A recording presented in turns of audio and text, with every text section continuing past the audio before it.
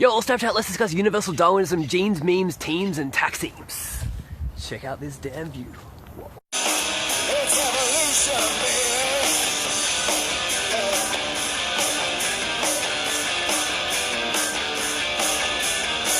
So last night I was rewatching this awesome TED Talk with some amazing company. The talk is by Susan Blackmore, and she talks about genes, memes, and temes, and it's been a really foundational video from many years ago for many of my ideas. So you all know that Charles Darwin's theory of evolution is really based on biology and the idea of genes replicating. But back when he came up with the theory, he wasn't even aware of genes. Darwin was really going off just animal characteristics and patterns and the way their bird beaks change and evolve over time and the different variations of species. But now we know that all of that is encoded by information. And so if you instead look at evolution as, rather than a pure biological thing, as an information-based process, as information evolving, essentially the genes, the DNA evolving over time with each species. And by looking at evolution as an information-based process, now you can apply this concept called Universal Darwinism, basically taking the idea of evolution and applying it to everything in the universe. After genes, we have memes, and memes are this concept of information sharing, information spreading, these ideas, these thoughts, these behaviors, trying to infect human minds and stay relevant. So the word meme was actually coined by Richard Dawkins, of all people, in his book The Selfish Gene, when he was talking about the mimetic spread of ideas on top of this genetic base. And he derived the word meme from another Latin word that sounds similar, that means to imitate, which is essentially what people are doing. Humans are imitating each other, and that's how the memes spread and stick. So an example of a meme might be something like, someone decided to wear a tie and decide that was like a formal attire thing, that's what men should do. And now everyone wears ties as a normal thing with suits. Or things like language, culture, religion, 9-to-5 jobs, just everything. Every piece of information we come across that sticks into our minds and spreads, it evolves and breeds. And a great way to look at this, and she actually uses it in her talk, she's like, okay, imagine there's a whole bunch of brains, and there's a limited number of brains, but there's way more memes that can fit in those brains.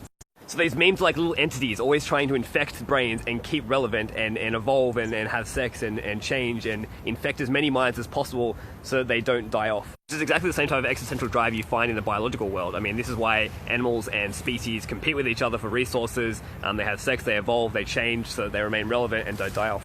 So then with Universal Darwinism, it's like an informational process, and there's actually only 3 factors that require it to evolve, for genes and memes to evolve: variation, selection, and heredity. So variation is obviously the sheer number of animal species, the sheer number of genes out there, and in the meme world, the sheer number of ideas and memes competing for attention and resources.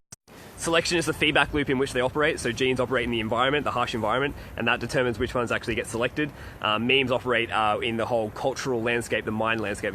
And heredity is basically just its ability to be passed on. I mean, genes are passed on from generation to generation, memes are passed on from brain to brain. Right now I'm spreading memes into your brain, so they're spreading. Combine those 3 factors to any type of informational process and you get evolution. So this doesn't have to occur just at genes and memes, it can also occur at temes, technology memes, or anything beyond that even. Temes is this idea of looking at technology as its own self-evolving species, as its own replicator system.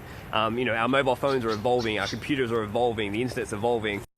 Actually, Kevin Kelly has classified technology as its own kingdom in the animal kingdom. He calls it the technium, and he treats technology as though it's a species, as though your phone is a species. And that's a really awesome way of looking at the world, as though every piece of technology it's no different to the biological world. I mean, everything's atoms. These are all atoms. This phone is just atoms. I'm atom. We often tend to have this distinction in our minds that, technology, the computers, the kind of clean edges, the plastic, as though that's an artificial thing. It's not real. It's not.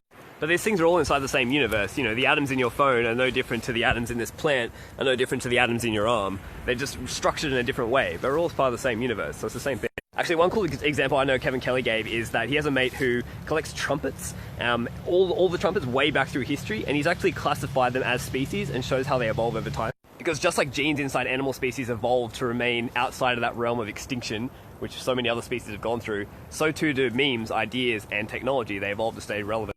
Okay, so here's the kicker. So if the universe is like a fractal evolving equation, biology and genes are fractal evolving equations, memes are fractal evolving equations, and so too technology, then the core driver of all of this is information processes. Every little gene, every little idea, every little piece of technology is a little evolving process trying to infect your mind and replicate. Problem is then you're forced to contemplate this idea that humans are meme machines and we're actually not in control. Just like genes produced us and we didn't really control that process, although we're starting to now, memes produced us and we don't control. I'm spreading ideas right now and they're infecting your mind, but is it really me that's doing it, or is it the memes that are replicating? The memes need to stay relevant. This idea needs to spread, and somehow it wants me to spread it to your mind. And I often say this, like your mind's being infected by these ideas right now. You'll subconsciously evolve them with other ideas you have, and those memes will have sex, and you'll spread them. You're a replicator for memes. And now when you apply the memes idea that memes are in control, not really humans, we're just replicators, then temes, technology memes, are the same thing. We aren't in control. Susan Blackmore's points in the TED Talk was that, we look at the internet and we're like, oh cool, it's really great we made that, it's really great. We did that, it helps us, it benefits us. But did we make it, or did the teams make us do it? Because if you look at technology as a self-evolving species with a kind of selfish desire to replicate and evolve, then the reason we have smartphones isn't because we want it, it's because the teams want it. And when we all start strapping VR headsets to our eyes, and also like implants, and merging more and more with the machine, and wearing AR glasses every day, do we want that, or do the teams want that? If you switch your mindset to this concept of looking at technology as a selfish evolver, a replicator that's just usually piggybacking on humans to get its own endgame, that's wow. And I mean, like, you look at it from a macro level, and our smartphones, the internet, VR, AR, they're actually changing our brain structure, our neural pathways, and the way we think. They're in charge. They're controlling the humans. I have an online mate, Johan Nygren? I probably butchered his name. But he's basically taking the same concept of like hereditary selection and variation and applying it to a basic income project. So utilizing the Ethereum blockchain, so a decentralized system, he's created this thing called Taxemes, which is basically a way to like distribute value and money and a basic income to everyone on the planet. I think applying that type of thinking to the Ethereum blockchain, particularly because it's decentralized and can never, ever, ever be shut down, and it can go globally and everyone can plug into it, he's onto the right track. And I think that'll apply to so many other things. I actually like to apply this same concept, this whole like Taxemes, genes, memes, variation, hereditary selection, to the gig marketplace and jobs and education to evolve faster. But that's an idea for another time. My brain needs to process that one a little bit more. So yeah, what do you think? What do you think will actually be after teams? Will there be something beyond that? Go watch the TED Talk. Let me know your thoughts at Future. The autotrophs began to drool, Neanderthals developed tools, we built a wall. We built the pyramids.